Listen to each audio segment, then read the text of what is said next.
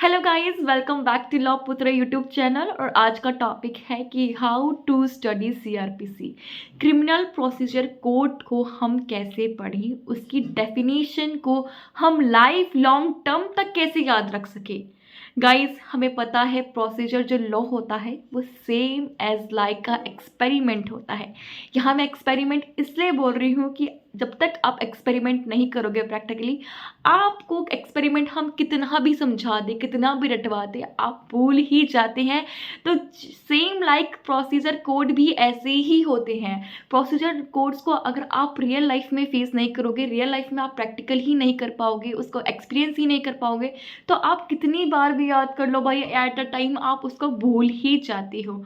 तो प्रॉब्लम कब आती है? प्रॉब्लम आती है जब लॉ स्टूडेंट जो सीआरपीसी अभी पढ़ना शुरू कर रहा है एज अ लॉ, या फिर लॉ स्टूडेंट जो जुडिशरी की प्रिपरेशन कर रहा है, जिसके पास टाइम नहीं है प्रैक्टिस करने का, जो एक रियल एक्सपीरियंस नहीं ले पाता है, वो सीआरपीसी कैसे पढ़े, वो सीआरपीसी को कैसे याद रखे, किस बेस्ट तरीके से वो अपनी सीआरपीसी को एक इंटरेस्टिंग वे में पढ़ाई कर सके और उसको अपने लाइफ लॉन्ग टाइम तक याद रख सके। तो गाइज, आज हम इसी बारे में वीडियोस बनाने वाले हैं। और अगर आपको ऐसी ही कोई क्वारीज सीआरपीसी रिलेटेड पूछनी हो तो आप कमेंट सेक्शन में ज़रूर बताइए। तो सीआरपीसी में पता है कि एक प्रोसीजर लॉ है, और कोई प्रोसीजर लॉ हो या फिर कोई भी लॉ हो, उसकी एक लैंग्वेज होती है, उसके कीवर्ड्स होते हैं। तो सबसे पहले इम्पॉर्टेंट होता है कि किसी भी प्रोसीजर लॉ हो या कोई भी लॉ हो, उसकी लैंग्वेज समझना, उसके कीवर्ड समझना। अगर आप कोई बुक खोलते हो, हिंदी की बुक खोलते हो, तो सबसे पहले आप हिंदी के वर्ड्स पढ़ना समझते हो ना, कि भाई संविधान हिंदी में क्या क्या मतलब होता है, या फिर दंड का मतलब क्या होता है। तो जब आप हिंदी वर्ड्स समझते हो, वैसे ही आपको एक क्रिमिनल वर्ड्स भी आपको पता होने चाहिए, जैसे कि कंपाउंडेबल क्या होता है, कॉग्निजेबल क्या होता है, नॉन कॉग्निजेबल क्या होता है।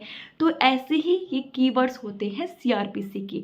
जब तक आप इन कीवर्ड्स के थ्रू, इन लैंग्वेज के थ्रू आप समझोगे नहीं, आप याद नहीं रखोगे, तो आप आगे की जो जितने भी डेफिनेशंस हो, जितने भी टॉपिक्स हो सीआरपीसी में, आप उनको समझ नहीं पाओगे। तो सबसे पहले क्या करना है आपको? डेफिनेशंस, जो कीवर्ड्स हैं, उनसे गो थ्रू करना है।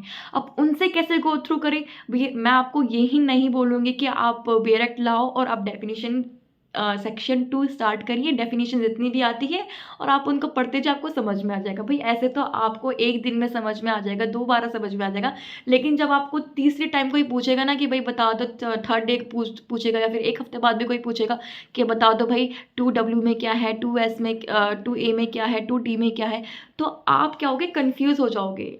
भाई वारंट केस कहीं समन केस से रिलेटेड तो नहीं है, या फिर समन केस कहीं वारंट केस से रिलेटेड तो नहीं है।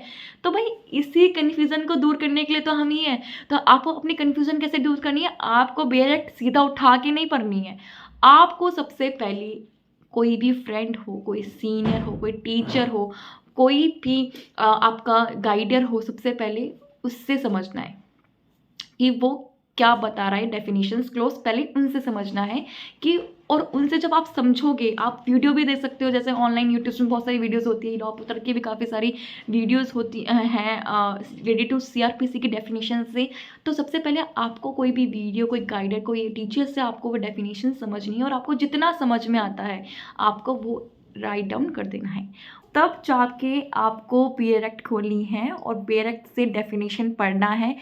फिर आपको डेफिनेशन पढ़ के जितना समझ में आ रहा है वो राइट डाउन करना है, उसके नोट्स बनाने हैं। तो आपको क्या करना है? सीधा जंप नहीं मारना है डायरेक्ट में। अगर आप सीधा जंप मार भी लोगे ना, तो आपको बहुत ही कॉम्प्लेक्स लगेगा, आपको 1-2 घंटा तो समझने में ही लग जाएगा, आपको रटने में लग जाएगा, डेफिनेशन याद करने में लग जाएगा, और जब तीसरी दिन कोई किसी पूछेगा आपसे तो आप भूल जाओगे। तो ये आपके साथ होने वाला है। तो आपको क्या करना है? सीधा जंप नहीं मारना डायरेक्ट में, आपको किसी भी वीडियो से, किसी गाइडर से, किसी टीचर से सबसे पहले वो डेफिनेशंस की वीडियो, डेफिनेशंस के मीनिंग समझना है, और आपको जितना समझ में आ रहा है पहले वो याद रखना है। उसके बाद आप डायरेक्ट खोलिए, उसके बाद आप पढ़िए कि डायरेक्ट में क्या लिखा है, और उसके बाद आपको क्या समझ में आ रहा है डेफिनेशन से, वो आपको पढ़ना है। इस तरीके से क्या होगा, आपके जो कॉन्सेप्ट होंगे वो तो स्ट्रांग होंगे होंगे, साइड बाय साइड आपको कोई कन्फ्यूजन होगी, आपको कोई डाउट्स होंगे तो वो भी आपके साथ में क्लियर हो जाएंगे। तो ये बहुत ज़्यादा अप्रोच आपको रखनी है डेफिनेशन पढ़ने के बाद। आप डेफिनेशन क्लॉज से निकल के आपको क्या करना है, आप डेफिनेशंस पढ़ ली। अब डेफिनेशंस के बाद आपको क्लासेस ऑफ क्रिमिनल कोड्स में आना है। भाई आपने वर्ड्स तो सीख लिए, लेकिन अब प्रोसीजर लॉ है, प्रोसीजर कैसे चलेगा, प्रोसीजर किसके सामने चलेगा। भाई सेशन कोर्ट के सामने चलेगा, chief judicial magistrate first class के सामने चलेगा, या फिर मेट्रोपोलिटन मैजिस्ट्रेट के सामने चलेगा। अब इन तीनों के सामने चलेगा तो इन तीनों में डिफरेंस क्या होता है, इन तीनों की पनिशमेंट की पावर क्या होती है, ये किस किस को कितनी कितनी पनिशमेंट दे सकते हैं। अब ये भी तो समझना पड़ेगा ना कि भाई प्रोसीजर है, प्रोसीजर क्या होता है। प्रोसीजर होता है जो सब्सटैंटिव लॉ में राइट दे रखे हैं, जो सब्सटैंटिव लॉ में डेफिनेशंस दे रखी है, पनिशमेंट दे रखी है, उनको हम कैसे अचीव कर सके। तो अचीव हम एक प्रोसेस जो बताता है वो हमारा प्रोसीजर लॉ होता है। अब प्रोसीजर लॉ जो प्रोसेस बताएगा तो उसमें किस मैजिस्ट्रेट के पास क्या पावर होगी कितनी पनिशमेंट देने की, तो वो तो आपको याद रखनी पड़ेगी ना, वो तो आपको समझना पड़ेगा ना। तो डेफिनेशन को एक बार क्लियर आउट करने के बाद आपको क्लियर आउट करना है क्लासेस ऑफ क्रिमिनल कोड्स।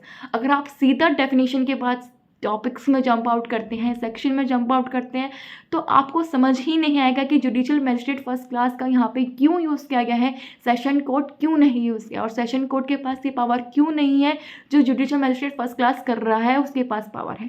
तो ये आपको समझना जरूर पड़ेगा। उसके बाद आपने डेफिनेशन क्लॉज कर लिया, आपने क्लासेस ऑफ क्रिमिनल कोड समझ लिए। अब आपको सेक्शन में जाना है या फिर आपको कोई टॉपिक पढ़ना है, सीआरपीसी में अरेस्ट शुरू करना है, इन्वेस्टिगेशन शुरू करना है, तो आप उसकी अप्रोच कैसी रहेगी, आप उसको कैसे पढ़ोगे।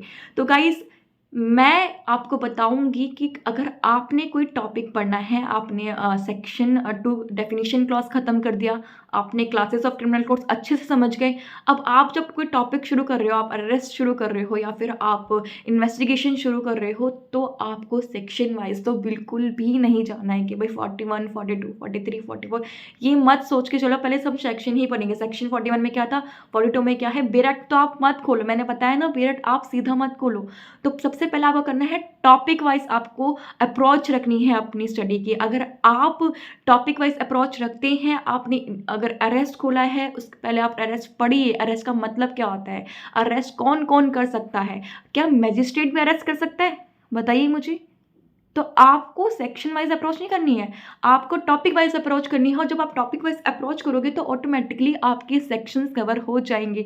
उसके बाद आपको ब्रेड खोलनी है और उसके बाद आपको सेक्शन देखने की 41 में क्या है, 42 में क्या है, तो आपको बहुत ही क्लियरली मतलब बहुत ही डाउटफुल आपको ये सेक्शंस भी इसलिए याद हो जाएंगे। तो आपको हमेशा डायरेक्टली सेक्शन में जंप आउट नहीं करना, आपको टॉपिक वाइज अप्रोच रखनी है, टॉपिक्स करने हैं, टॉपिक्स जितने करने के पूरे टॉपिक्स कवर। अरेस्ट कर रहे हो तो अरेस्ट में राइट भी कवर हो जाए, अरेस्ट में कौन कौन अरेस्ट कर सकता है, अरेस्ट क्यों होता है, अरेस्ट के बाद क्या होता है, तो ये सारी ही अगर आप टॉपिक अप्रोच रखते हो तो आपके सेक्शंस ऑलरेडी ही कवर हो जाते हैं।